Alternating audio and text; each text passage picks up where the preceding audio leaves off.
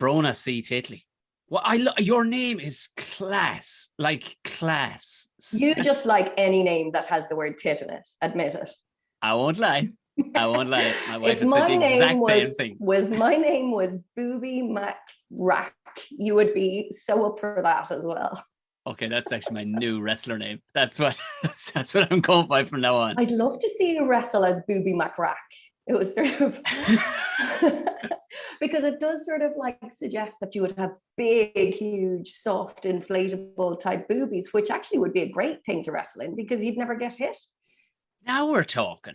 Now we are talking. I mean, you've written on everything from, there's nothing you could be writing for wrestling these days because essentially it's one of the most writer heavy things there is. You're not wrong. And you know what, Tom? If the money's right, I'll do it. Apparently it's mega. Apparently the money's mega. Okay, well, all of the wrestling promoters that are listening here to Booby McRack over here talking to Tom on his podcast, reach out to my people. She just threw that away. She just threw that away for free. That's just a taster. You know what I mean? That's just a taster. Well, hello. How are you? Lovely to see you again. Thank you very much. Has anything improved since you saw me last? Has the mullet gotten better? The mullet has gotten better. The handlebar mustache is still there. Actually, I have the same one. It's on my vagina. As you can see, my face is clear of hair, but I do have mustaches elsewhere. Well, you haven't seen my mustache on my vagina, so I'm just saying. This would be a very. That's where the mullet went. That's where the mullet went. That's where it went. That's where it went. Where is? I have. Yeah, go on. Sorry. Go on, yeah, you're the interviewer. Go on. Yeah. No. Conversationally. I was gonna say conversationally, just cash. We're just a pair of pals having a cash great time. Yeah. I was gonna tell you that I'm a fan of you, obviously, but I traditionally have not been a fan of mullets, right? But I did 18 months ago give birth for my aforementioned vagina to a little baby who's the most incredible person in the world. To my aforementioned vagina. And do you know what she only went and did? Do you know what she only went and did? She only grew a fucking mullet. Yeah. This kid that I promised to love unconditionally, she has a baby mullet. And I can't look at her. I've lost all respect for her. Your child's a redneck in London. It might be the level of hipster that has never even a fucking redneck in London. Oh my God. You put her in little denim dungarees. You know how viruses mutate. Imagine if hipsters mutate so that actually their babies do come out with mullets and handlebar mustaches and little ponytails and gun licenses and stuff like that. Yeah, tight jeans. That was the whole thing. We went into lockdown or whatever, and our son, who's about to turn 2, so what, he was 6 months old, his hair had curled up into a little mullet. That's the way it grew, into a mullet. Oh. And my wife was in stitches going, he's got a mullet. I went, that's kind of cool. And we always joked about me, why not do something just ridiculous and grow a mullet? Right. And then that's when we were like, well, we can't go out. Let's just, so she took out the shaver, shaved in the sides. No. I was modeling myself in my 6 months. For pure bants with your wife. But she dared me. She went, I bet you won't. I fucking will. But the excuse at the time was I was copying my child. And then it just stayed and stayed. And then apparently they've become popular now. I've threatened a few times to... I totally get it though. We did lockdown dares. What did you do? Well, I said to my wife, I bet you wouldn't have the guts to kill a man. And she was like, watch me.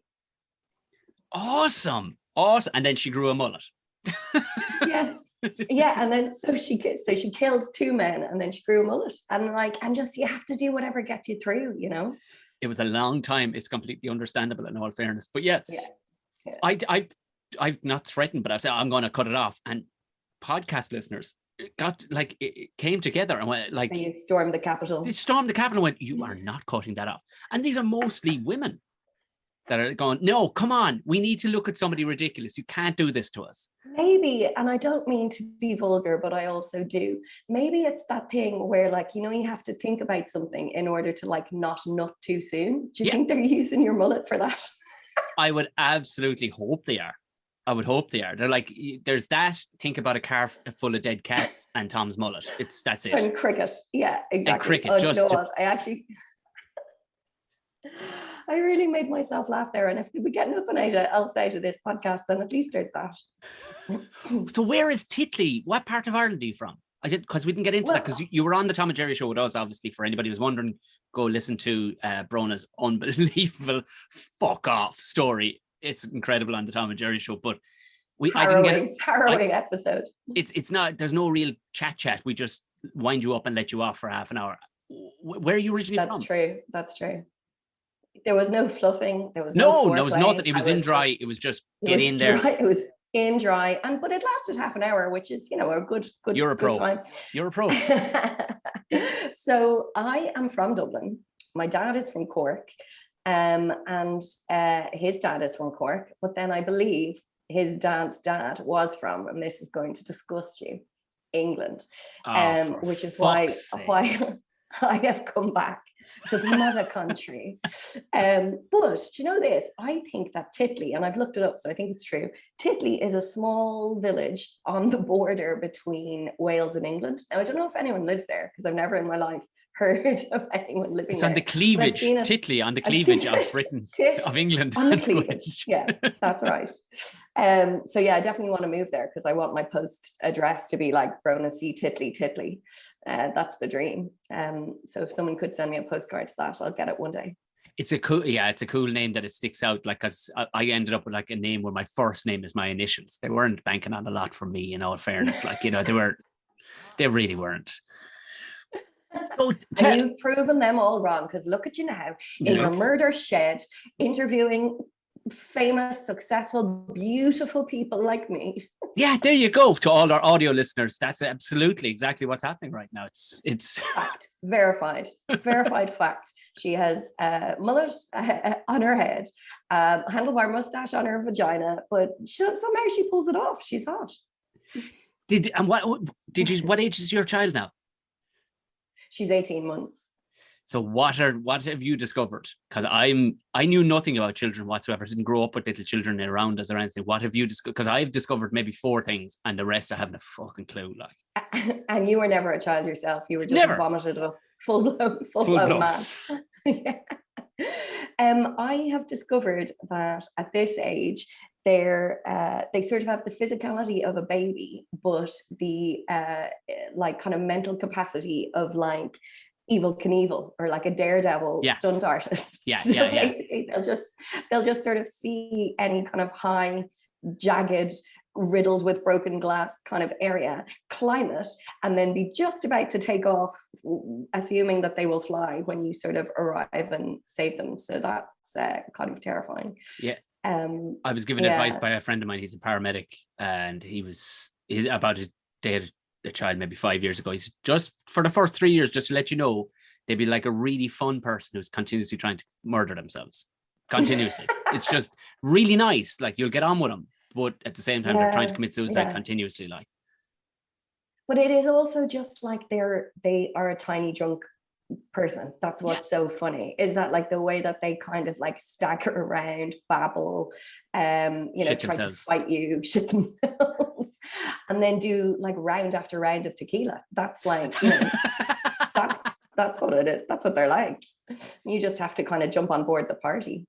So how are things in you're in London, aren't you? London. I don't know. Yes, I'm in London, and also I moved from one part of East London during lockdown to another part of East London. So I think I'm like, if you're moving into another house, you're really committing to the Londonness of the whole situation. Well, yeah, I'm here fucking yonks now. I'm here like over a decade. Yeah, yonks is the official amount of years. If you look at my passport, it says yonks. For many moons she has been gone. So yeah, I'm in London. I mean, it's a funny old time, isn't it? Because it's a funny old country, this place. The Brits are constantly at it again. But really at the moment, it's like, they're really sort of reaping what they've sown, and sort of, having to sleep in the bed that they shot on, as the phrase goes. Because like the supermarket shelves are emptying, the COVID numbers are rising, the cabinets are getting more and more ridiculous. And I don't know what it's going to be, if it's not going to be like full score revolution. full stage revolution. It's I don't know because kind of that's phrase what I was want. going for Because there. you would objectively tell me the truth, like because it's British people go, I know it's absolutely lovely here. It's but you because you I mean, poke we're the so stick. lucky. We're so lucky. It's a great country. You know, we did really well. We're doing really well on the world stage. And I'm here to tell you, it's a fucking kip. No, I love it. Please don't send me home, Boris Johnson. I like your money. But that's I mean, like because you tell I the truth on never. Twitter. That's what I love. Like you're just constantly slagging off Britain, basically. Not for the sake of it, but it is very, very funny. But I knew you'd give because you've seen these things about the empty shelves and stuff. So are they really Yeah. like are they struggling to feed the 60 or 70 million people that live on? Do you know what? You just in can't Britain? get quail. You just You can't get what? just can't get quail eggs for love no money. You know, I was sort of down in the supermarket yesterday and I asked, where's the beetroot hummus? And they were like, all the beetroot farmers are dead. No, peasants. No, well, yeah, no, they're saying big shortages are coming, you know. So it's not objectively, it's not funny, but for our purposes, it is. And I'm just going to assume that no English people listen to your podcast, Tom, because of the big Irish head on you. And so therefore I can't say what I want. But like I never consciously, like I said, I'm here like, I don't know, nearly 15 years. I never consciously decided to move here. You know, I'm an actress and I really wanted to go to drama school in England because they had decent drama schools. And I had already been in, at the time, there was only like kind of 2 institutions in Ireland that trained actors. And I had already been to both of them. So I sort of felt a bit like, I've been there, done that. So I wanted to go over. So I went over to drama school, assuming that the second the course was finished, I would be on the first Ryanair flight home to claim what is mine, which would be a 40-year gig in Fair City. Yeah. For 40 years. What drama school did you go to? And so I was. Did you go to I Lambda? Went to Lambda. I knew you went to Lambda. Of course you did. Of course you did. Because you're putting that accent on for me. I guarantee you around your Lambda people, you have a different voice. I mean, we worked really hard at that accent. Really I did many terms where they tried to beat the fucking Irish out of me. No, so I thought I was coming home, and then I was here about a week because I was always addicted to theatre growing up. I loved theatre. I used to see everything that went on in Dublin. But the thing is you could go to the theatre twice a week in Dublin and you would be seeing everything that ever went on in Dublin. Like there was sort of, because it's a smaller country. And I was sort of here a week when I kind of saw the scale of the industry, like the size of the industry, the scale of production, etc. And I was like, oh shit, I'm not going home. And then I had to like spend 5 years pretending to my mom that I'd be on the next flight. Oh, I've booked it, yeah. It's been moved weirdly. They've moved it again. But I'm definitely coming home on the next flight out of England. And then fucking, sorry for cursing a lot, but it's talking to Irish people. It does it to me. 15 years later type thing. And I don't know that I'll live in Ireland again long term, just because of the type of work that I do. I'm a mad owl hooer for jumping about on different shows. Yeah. So I loved it because I'm a freelance writer and actor, and I love to be on different things. I love to be in 7 different places across the week. And you know what it's like in Dublin, you know, RTE kind of make 1 to 2 sitcoms a year. Yep. And they're both by my good friend Amy Huberman. She's the only one allowed to make sitcoms. Yeah. We call her Green Light Huberman, actually. It's Green Light Huberman. That's basically great. everything. Green lights all the way, Amy. We're not even going to read over it. You just go on in. I did help her write her last sitcom, and I thought it was great. So I'm not slagging her off on any level. She is a wonderful queen. She's a queen, and we adore her. But nonetheless, there's sort of more variety here. And so I've taken the Queen's shilling for shame. You're right though, in all fairness, like the bit I've done in theatre and stuff like that, I went over the producers. I did a 1-man play in 2019. Oh, deadly. It was supposed to go again on a bigger scale, but it didn't, as we all know. Nobody. But I went over to meet the producers. It'll happen, Tom. It'll happen for you. Oh, cool. And I went over to meet the producers. We'll get you out of that murder shed one day. Don't worry. No. If we can do it all in the murder shed, please. I've become addicted to it. But it was just to see the scale of, because they owned Menopause Musical as well at the time. Cool. And I went to visit them in this theatre in Brighton, and it was kind of one of them had given me the show, and the other guy, he needed to see me kind of do a couple, maybe 10 minutes of it. Just it was weird. We knew it was happening, thankfully. So, but I met but when you just see the scale of it and how seriously they take theatre in the UK, like they'd sold out 110 nights of this show. in theaters moly. of Menopause musical, because they were at it, they were rehearsing at the time when I walked into the back during the day. Yeah. And you're going, holy sweet fuck. You have, Yeah. and he goes 108, possibly 110, maybe go to 120 nights around the country. And you thought he was talking about people. You're like, maybe there'll be 120 people in. And you were like, wow, fair play. That's amazing. But it was just phenomenal to see the level. And he had 2 or 3 other plays on the go, and they were all doing just as well. Like, that would never, you just couldn't beat that into Irish people. That theatre is. You just don't have, you just don't have the numbers. But also then, like, funnily enough, when I stayed for the theatre, then I started working in TV, because then I realized TV, you could make more money. And as we've already established, I'm just a greedy little. You love the old money. You love the money. You're like, you could make the switch to politics in 2 seconds. You know enough about it. You're greedy. You're a good writer. I'd be a great cult leader, really, actually, if you think about it. Do that thing where you sort of take people's life savings and then sort of, I could make up great promises about the next land that they were going to after death. Take their money. God, yeah, you would, yeah. It sounded darker than I meant it to, but it's Friday, I've been through it. It's been a long week. So to rewind and then fast forward. So you managed, so you're there after Lambda. Yeah. Oh, fucking, I'm going to have to say, so this is going well. And look, what theatre productions did what was the first out the gate? Where you're like, where made your brain click and go, I'm going to have to stay here. Obviously you saw the infrastructure in the West End and stuff. You're going, even off the West End, off the West End. You're going, this is never ending. Do you mean here, what did I see or what was I in? Yeah, exactly. Like, what absolutely pulled the trailer, the Irish trailer that was hitched to your wagon, and you went, nah, I'll have to let that go. God, good question. I mean, I think it was just being there. I mean, I had seen Les Mis in the Point Depot when it was thus named, kind of like before I had come over. But then when it was on the West End forever, you could kind of go see it anytime you liked. And I think that captured my little kind of like 22-year-old imagination. I think I was like, wow, you could go see 3.5 hours of dying, singing poor people anytime you like. This is how you live. Dying poor people singing. Fantastic. And I think I got like a £10 standing ticket for Lion King, the musical, as well, when I was there. And I sort of was up in Ye Gods, like standing at the very back. And I'm only 5'2", so I was just about able to like peek over. A giant for Ireland. A giant. We're all only 3'4". Queen of the Leprechauns, because of her height, Brona C. Titley went off to England to watch a production of The Lion King. But anyway, I was watching that. I don't know if you've ever seen it, but they have this incredible opening sequence where like all the animals come in and they're sort of puppets. They're kind of like, they're puppeteers. And I was just like, wow, the innovation.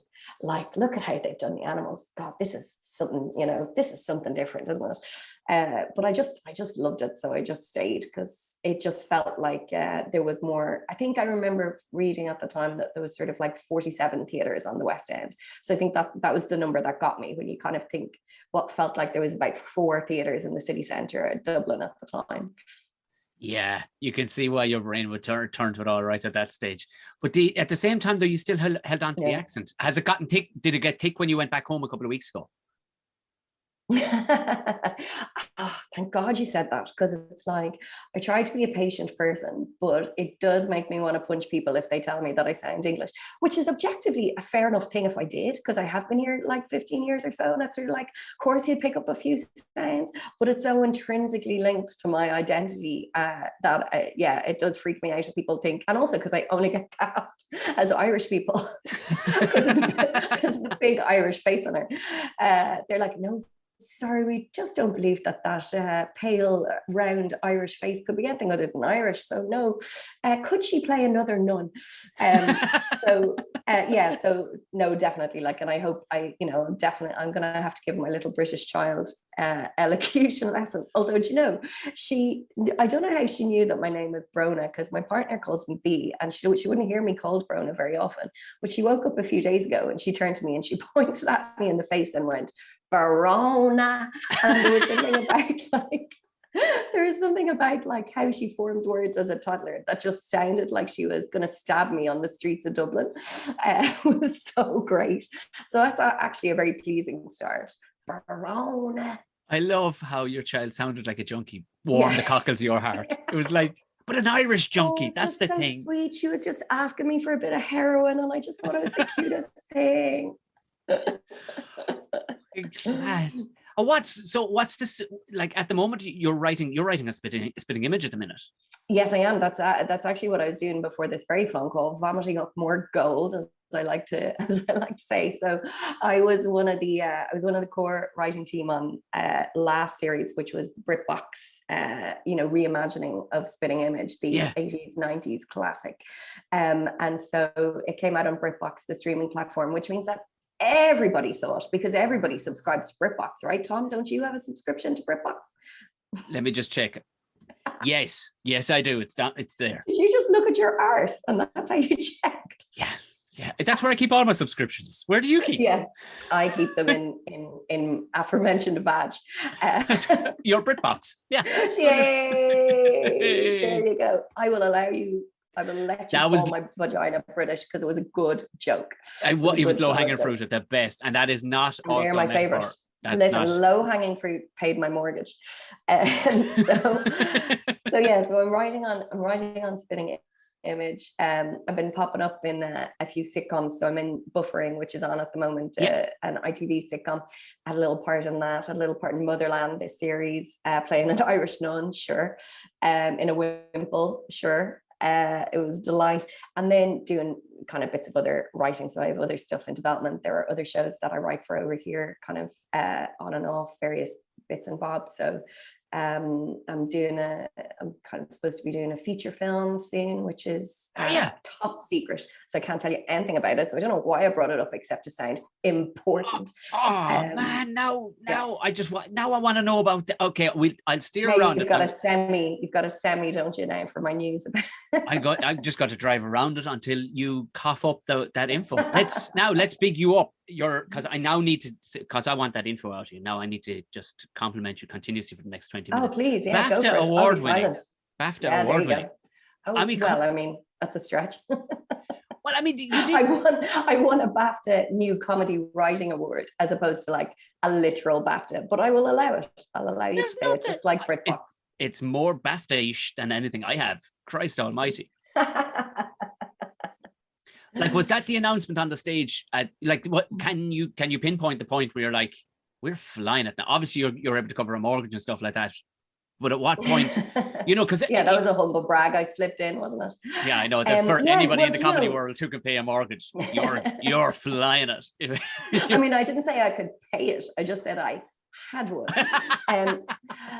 Do you know the BAFTA Writing Award, I do have to credit for being a really good launching pad because I don't know if you want the whole history here, like of my life, but like what had sort of happened was that when I left LAMDA, I was working as an actor, which I really loved, and a jobbing actor in doing theatre and short films and all that sort of thing. But also I had written comedy before I left, when I was in Trinity, and before I left Dublin, before I went to LAMDA, I'd done a show in Edinburgh with Aisling B, who you may know from literally everywhere. And so it was something that I loved doing. And so after a couple of years of, well, not even that long, I think a year of being out of LAMDA, I was like, okay, if I want to play the type of roles that I want to play, I might need to write them for myself because nobody else is going to hand me that. And so Aisling came over to LAMDA after me, actually, and then she graduated the year after I did. So when she graduated, the two of us started writing together again. We started doing bits and bobs for like sort of teaching ourselves how to write for screen. I remember we got a script commission early doors from the BBC, and I remember talking to her on the phone, and the two of us being like, oh my God, we are not going to be able to walk down the street from tomorrow because the BBC have commissioned one script from us. And then basically what followed was like a washing machine of development where we kind of worked out that we'd been paid like, I don't know, on average £2 a day for the amount of work that we'd put into the script for like 3 years. And eventually, of course, the BBC didn't make it because I think Moon Boy came along and they were like, no, sorry, there is one Irish thing on the TV, so not for us. So then Aisling started stand-up and I started Yeah, we are up to our gicker with Irish. Gicker, is that an Irish word? And so Aisling started stand-up and I started writing for TV separately. I mean, we still work together and are best friends and all that stuff, but we kind of went different paths. And then Bafta Rockcliffe happened quite shortly after that, which was where I won an award for a script that I had co-written with another writer called Tony Cook. And then that was deadly because actually it was sponsored by Bafta and Rockcliffe, who are two separate institutions. And they sent me to like the Edinburgh TV Festival, the New York TV Festival as a winner, but also because I was like an absolute bullshitter because runs through my veins. Mm-hmm. I just used that as an excuse to meet everybody in the industry. So I would literally send emails to people who made comedy on TV going, hello, do you know about me? Me, Brona. I just won the Bafta Rockcliffe. Would you like to meet me? Would you?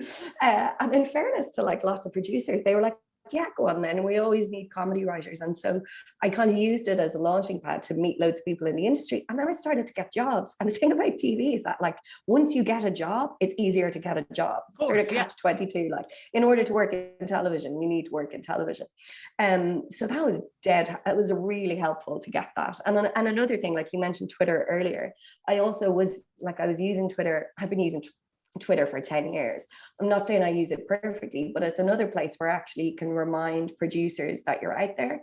And one of my first TV writing credits was from a brilliant producer called Chris Curley. He saw that I'd won the Bafta Rockcliffe. I'd been tweeting about it. He sent me a message going, look, I'm about to do this new sketch show for ITV called Off Their Rockers, which was a prank show where OAPs played pranks on members of the public. It was brilliant. And he was like, do you want to submit some ideas? So I sent him a package for free that I had just written of ideas. He liked them, and then he hired me as a writer, and then I worked on that show for 3 series. So I had 3 TV credits, which then when someone else goes, oh, who's around at the moment, who should we put on this team, you can go, oh look, I'm a TV writer, I just did TV writing, and then they can kind of take it from that. So I was really lucky at how the chips fell, but then I was also being an absolute hooer, getting myself into the right position for it, I reckon.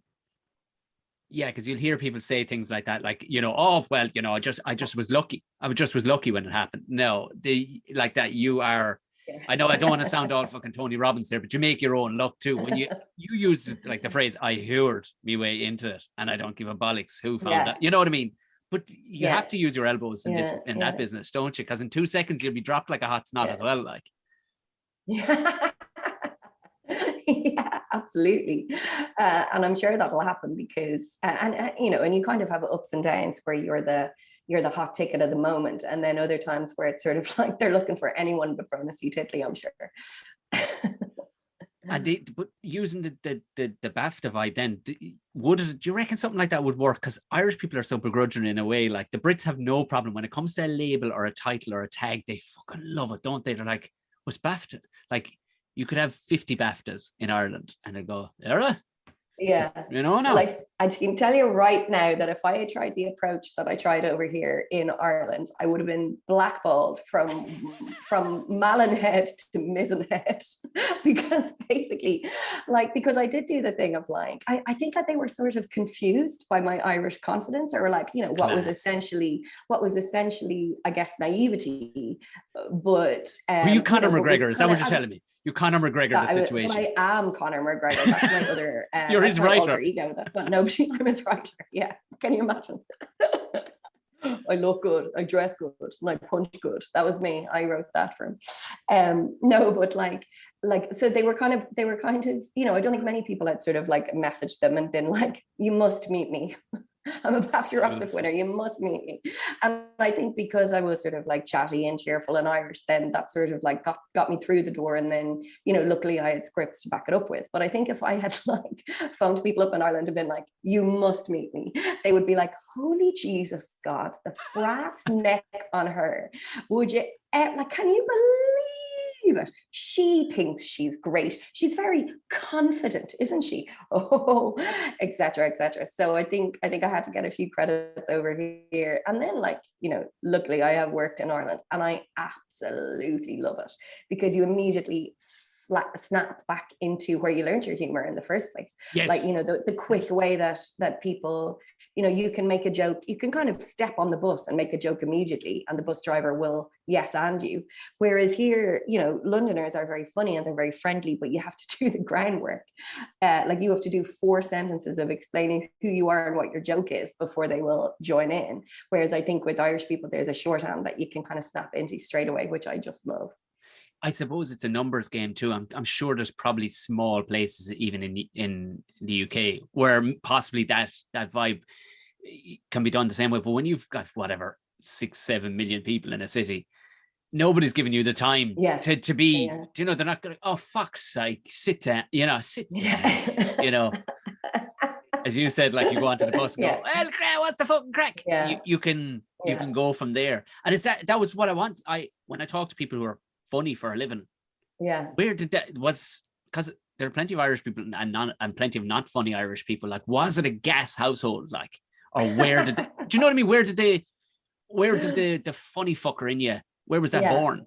That's funny, because it's one of those questions where, like, in order to answer it, you have to accept the compliment that you're hilarious, and then answer like, the reason why I'm so hilarious. I know, but that's the Irish person in you too. You can't take a fucking compliment. Okay, don't take it. But you're approving. Whether it's not even a matter of opinion anymore. It's a proven thing that you're funny. It's literally my job, and I can write jokes. That's something Yeah. No, it's fair enough. It's fact. It's fair enough. I mean, the thing is I come from a family of 7, so 5 kids and my parents. So that is already, and I'm number 4. So by the time I came along, they're like, I'm the 6th person entering that house. Yeah. So there's just already a lot going on. Now, I don't remember anyone in my family finding me particularly funny or liking me very much for most of my childhood. I think they found me just very loud and annoying. But I do remember the moment of when you feel like you're coming into your power. I remember, like, Sarah Silverman talks about this in her autobiography, and she was like 4, and she walked into the sitting room and then just said something like, oh, kiss my ass, or like, fuck you, to her grandma or something, and everyone laughed. And she was like, ooh, what is this buzz? Yeah. But I remember having a similar moment in drama class. I loved drama. I begged my parents to send me to drama class because we didn't have one in my school. And it was that sort of like Simpsons episode where they're like, can we go to Mount Splashmore? Can we go to Mount Splashmore? I think I did that to my parents for like about 4 years. Can I go to drama? Can I go to drama? Can I go to drama? So my parents very kindly, like, you know, paid for me to go to the Gaiety School of Acting, which is in the center of town. I went there every Saturday. And I remember being about 12 or so, and just making a joke, and the whole class, including the teacher, just kind of creasing, and like something in me, like, it's like an origin story. Something in me just buzzed, and I was like, oh, what is this? I love this. And so I think then I actively tried to make jokes, and I actively tried to make people laugh and stuff. That's class, because I'm talking with like proper actors, theatre actors and stuff, because I do a panto in Limerick every year for the University Concert Hall. And these are all actors who all went to Lambda and whatnot and everything else.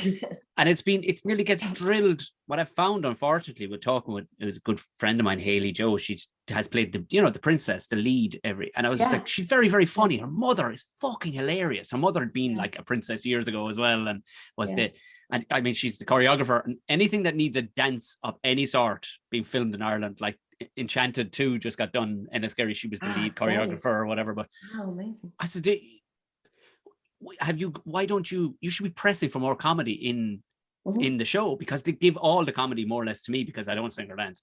But but I said, there's loads, like there's huge gaping holes where comedy, because the lads, 1 or 2 of the lads that were the lead, fun, good-looking people, but they didn't have it in them. But Haley Joe had, and I said, why? She goes, well, they kind of girls shouldn't be. I was like, who the fuck told you that? That's way funnier coming out of it, especially like the prince, like, and she like heard the way she described it was almost drummed out of her in college that no, acting is acting. Don't be stepping outside your fucking. Oh, it could have been her experience, but it was just speaking with her about it. I found it odd. Well, it is interesting. And I think that is some people's experience. I mean, it was never my experience. So like, I never internalized that. Nobody ever turned around to me and said, women aren't funny. Girls aren't funny. Girls can't do comedy. It was so inherently what I was and what I did. And excuse me. I think the one, and I think also it, you know, it's about the time that you're born and like where you come and stuff. And I think like when I entered the industry over here, there weren't a huge amount of us, but there was enough of us that I wasn't like the first woman comedy writer I'd ever met, sort of thing. Now, very often, especially for the first 5 years of my career, I was the only woman in the room, and that always comes with its own kind of pitfalls, because basically, whether or not they want to, then if there's 5 guys and you, there'll always be a vibe of what would the woman say here, Brona? Like how would a woman feel about this? And it's very boring that you have to be a writer in the room and the spokeswoman for all women. Because you know, they'll pitch a joke and then you're like, well, hang on, I just have to quickly email all women and find out if we can do that. The head council of women. I must bring this to them. Just but then I have to say that, like, you know, the gates opened and it opened pretty fast. And like, essentially now there's so many women, the female writers and female identifying writers. And also like some of the best work in the past kind of 5-10 years in comedy has been from people like, I don't know, Amy Poehler and Chelsea Peretti, and like just, you know, incredible. So for me, it's not really a conversation anymore. Like, it's sort of like it belongs to a different time, I think. And I think that's privilege speaking, and also that's you know, lots of things speaking. But it's sort of as I say, it wasn't my experience, and I know that means I'm luckier than, say, the funny women, the generation before me and before that. But also I think, you know, in order to kind of like gallop ahead, we do need to just go, okay, that happened. People didn't get opportunities.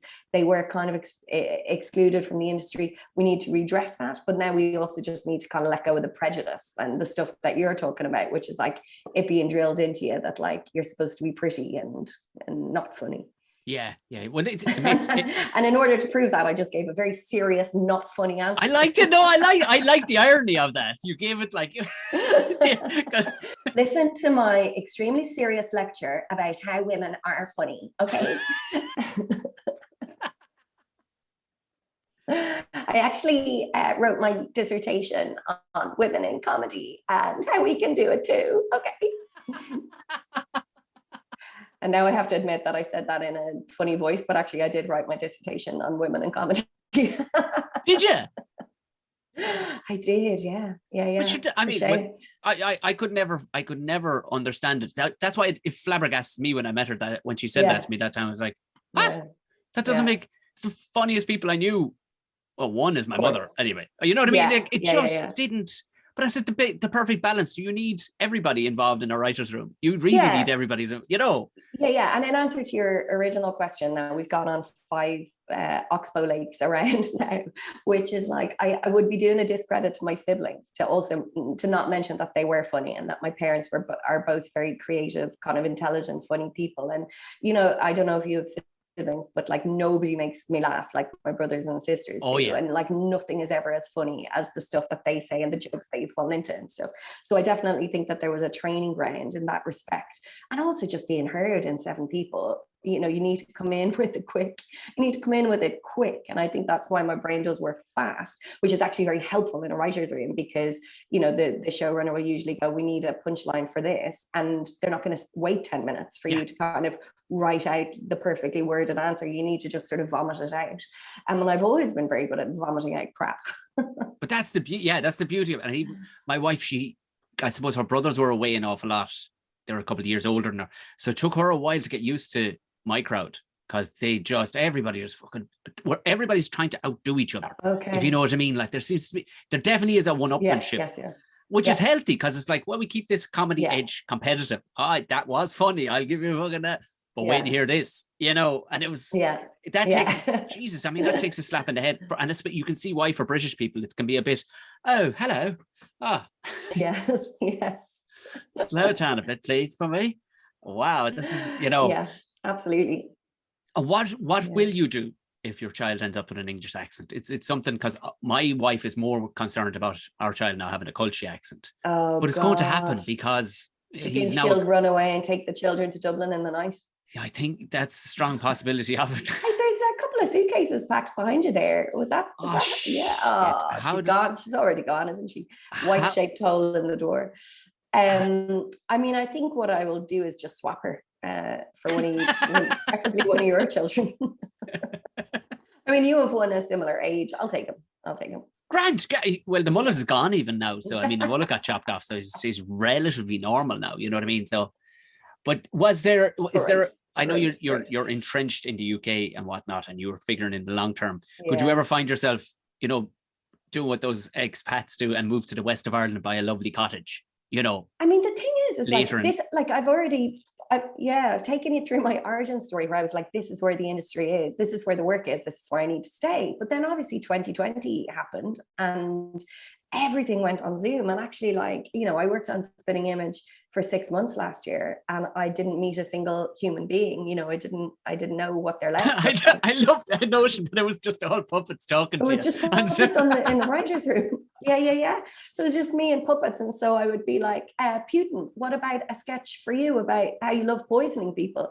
And Putin would be like, oh, no, I don't like. It was just me and a load of puppets. No, exactly. So it was just, and so I could have been anywhere. Like I could have been in a glorious cottage in the west of Ireland, which I absolutely love. So that really did change things. And as I say, like, we've bought a house now, and like my child will, I assume, go to some dirty British school at some point. So obviously when you put down roots, it makes it harder. But because of how you can kind of work from anywhere, and then also I suppose the longer you're in the industry, the more you figure out what it is that you want to do and how to do that. And so you're no longer taking all of the jobs, and that like your career isn't the total kick, bollock and scramble that it is at the start. You can kind of pick and choose a little bit more. So now I think never say never. Like when I was home, I'm from Glasnevin, Griffith Avenue, and so Clontarf is by the sea. I absolutely love the sea, and that's just down the road. So I was like checking out the houses in Clontarf, being like, should we just be here? Especially as sort of like Britain has shot itself in the foot with Brexit, and like, there's no food making it to the supermarkets. So you're sort of like, well, do you know where there is a, constant resource of food? By the sea, even though I don't like fish. I hate fish. Shit. I'm so glad we moved to Ireland. Fuck, I forgot I've been vegetarian for 19 years. Is your wife British? Burger bites. Yes, she is, but she is from the countryside. So she is from the Lake District, which is up in the north of England. Oh, that's nice. Absolutely gorgeous. Yeah, yes, that's nice. Stunning. And she's always wanted to move out of London, but it's quite funny because like constantly for years she's talked about wanting to move outside London to like a small town somewhere, and then Brexit happened, and like obviously a lot of people in London didn't voted against it, but a lot of people in small towns didn't. And so I was able to go like she's mixed race, so I was able to gaslight her and be like, oh look, everyone else is really racist, you'd get burnt out of there if you moved to a village. Oh, I guess we'll just have to stay in London, babe. Sorry, else you'll get killed in a race crime. Sorry. So it's really suited my purpose of getting to stay near the West End. And I'm Irish and everything. They definitely do away with me. I mean, we are screwed. We're screwed. Also, have you noticed we're both women and we're married to each other? That might also be a problem. But I mean, of course, it's not true that anywhere outside London is racist and homophobic and biphobic and all the rest of it. But I will lie to her if it means I get what I want. Yeah. And that pretty much sums up our marriage anyway. Yeah, it sums up pretty much every marriage. Because it's funny. I remember doing when Brexit was coming on. It was being voted for or whatever, and it got passed. And I was doing stand-up one night in Dublin, and this particular club was just synonymous with tourists. Almost nobody from Dublin will ever be in there. Oh yeah. And I know the one. This end from Hull. Hull. It's like, I'm pretty sure you mean Hull. There's a H there. You don't have to just, but Hull.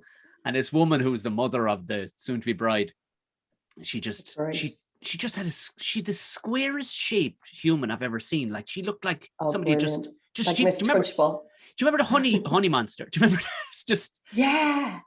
And she comes over, she goes, brass and drinks up here. I mean, don't get me wrong, I do like a good drink, and I love London. I love London, but and just out of nowhere she went, I voted for Brexit, I had my reasons. I went, what? Racism? Yeah. Like what? Like that's as I said, because well, I hope you like your time here at the moment, because you might have to cut that might be the fucking end of it. But it was it kind of gives you. That's so funny. It opened my mind. Do you know that to the notion that, oh, you people exist. Because you think aliens came down and voted for it, but it wasn't. It was 56% are like, or from all admin reasons. Yeah, I met someone on the tube once who told me he voted for it because he didn't want anyone telling him what to do. And when I dug a little bit deeper, it was something about like the regulation around plugs, like around electric sockets, that there was some EU regulation around that he didn't want. But it's funny, like when I was talking about going to drama school and how like I had to stay in England because of the magnificent industry that was here. My first job out of drama school was doing a play, and the play was in Hull. So I was like, my career is going to take me to London, Paris, Amsterdam, LA, New York. Oh, Hull for 3 months, is it? Oh, cool. But it was such lovely people. But it was like my whole life as an Irish person here, obviously people do your accent back to you. And you're like, well, that's a microaggression. And it stopped being funny after 15 years. But like my time in Hull, they'd be like, Brona, do you want to come over for a Sunday roast? I'd be like, I'm sorry, could you just say that again? Oh, what? I said, Brona, do you want to come over for a Sunday roast? I'd be like, no, but I would like you to say it a third time just for the crack. So it was actually a great place in some ways, and also hell on earth in others. But we could, you know what, we could make a fortune if we just rewrote books phonetically in a Hull accent. Any book, pick the Bible, pick any book, just write it phonetically in a Hull accent. Bruna, like to be able to do. How do you even write that down? BR. I don't even know. But anytime I hear somebody with that accent, it's what other people hear when they hear an Irish accent for the first time. They're like, oh my God, you're real. I do the same thing. I'm like, it's Emmerdale. It's fucking Emmerdale. And had you said you split ways. You ditched Aisling B. And basically went on and became a successful writer. Yeah, I mean, dead weight, as you could tell, dead weight, absolutely no. She went on to do nothing at all, of course. Nothing, haven't heard of her since, haven't seen her since. No, I mean, it wasn't so much splitting ways, it was just that project came to an end.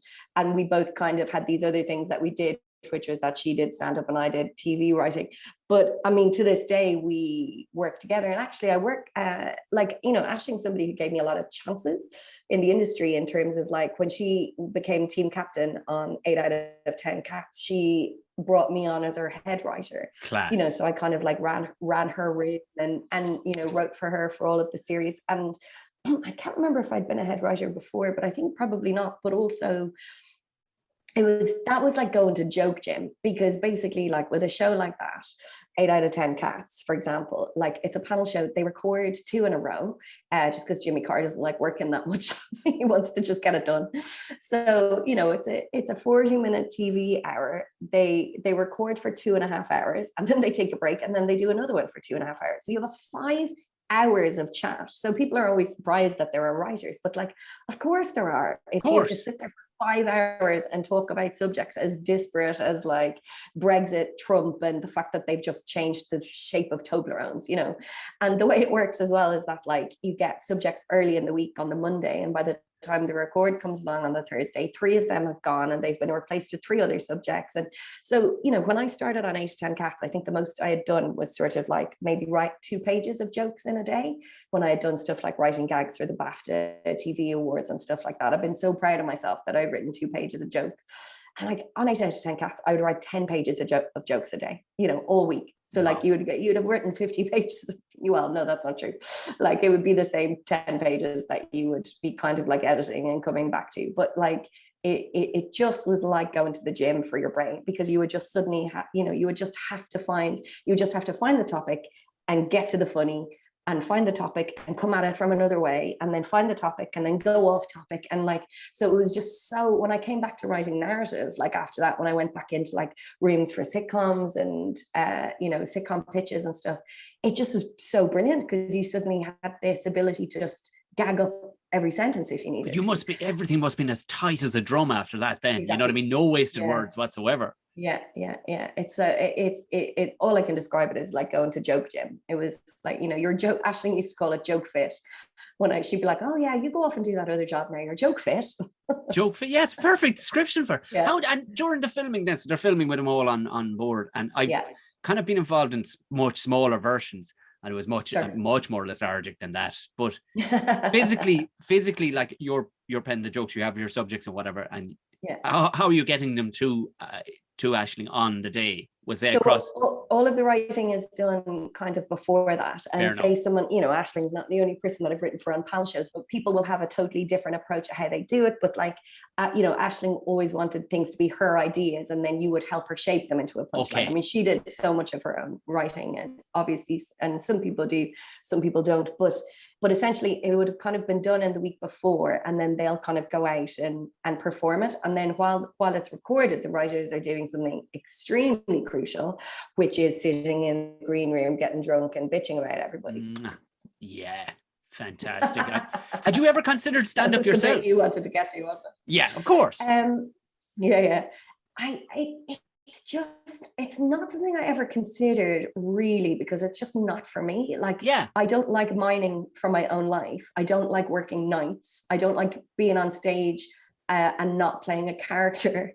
I don't like talking about current affairs. Like, everything went against what I liked, which was sort of like playing with other people in a rehearsal room, like making up silly, whimsical characters, like all that kind of thing. So, I mean, I have done it in the sense that I've like emceed gigs, or I've like, done charity gigs, or I've like had to give this speech at everyone's wedding. But it's funny to work in comedy actually and be someone who never wanted to be a stand-up, because I just get asked that question a lot, and essentially what I have to answer is by shitting on your job, by being like, I didn't want to work nights, I didn't want to travel up and down the country, I didn't want to learn to drive, I didn't want to stay in Holiday Inns. So yeah, it's just because I like to be in my pajamas at 9 o'clock watching David Attenborough. That's actually refreshing, because the amount of people that are in comedy who don't realize that they hate 90% of comedy, and you're kind of like, but you know what you can do? Fuck, like, stop bitching about it. But you knew up from the outset, you're like, let me just see, is there anything? No. Yeah. There's a bit about being funny, which I like, but I can do that somewhere else. I think also the genesis of my career was sort of like actress first, then writer to help the actress, then realizing that the medium of both of those things that I was better at was comedy. And so it would, for some people, then they would maybe go on to do comedy, or they would have started with that. But for me, it was sort of like, oh no, I'm an actor and a writer, but actually I have funny bones. So that's probably the area in which I'll stay. Given your profession too, because if you had a bricklayer or a carpenter in the family, you'd always at some stage you'd always be annoying him to do a job for you. Like, given your trade, do you have family members going, listen, I have a fucking speech coming up here? Yes. Do you? All the time. And best men speech.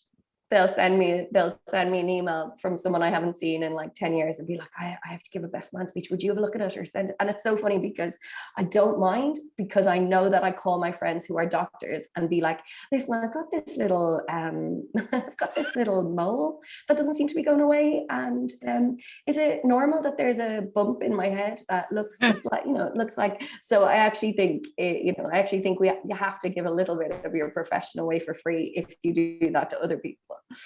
So in order to get my free medical advice, I'll occasionally gag up friends' best man speeches. Yeah, I love it, because where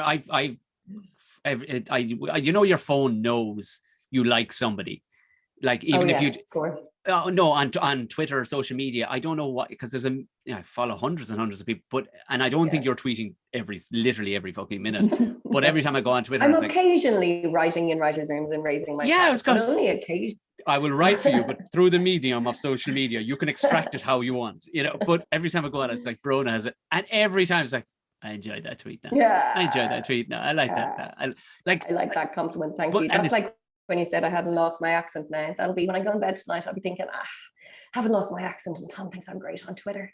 What a world. What else do you look like? What a time to be alive. Because, honey, do you want to make love? Because I'm already halfway there.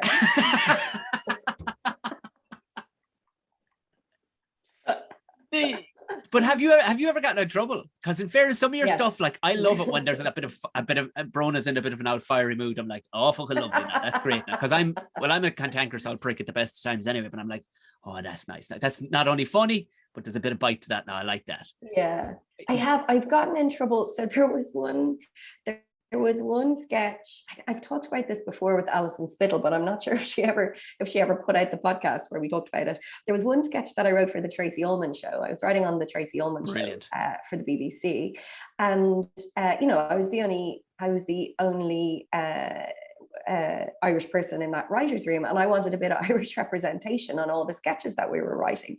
So I pitched this idea that it was around 2016, 2017. So it was early Brexit, before we knew the hellscape that was going to come.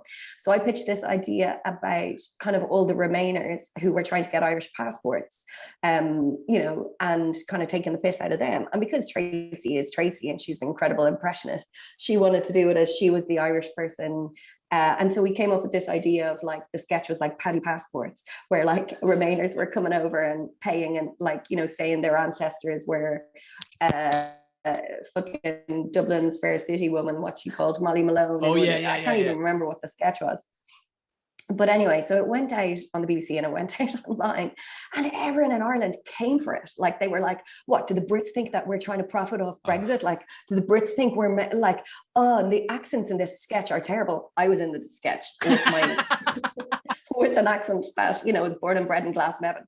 And so that was something where it was a bit like, lads, you think that because Ireland's in the sketch, we're taking the piss out of Ireland. We're taking the piss out of Remainers, and we're doing it through the medium of Ireland. And so I got into a few fights online about that, all right.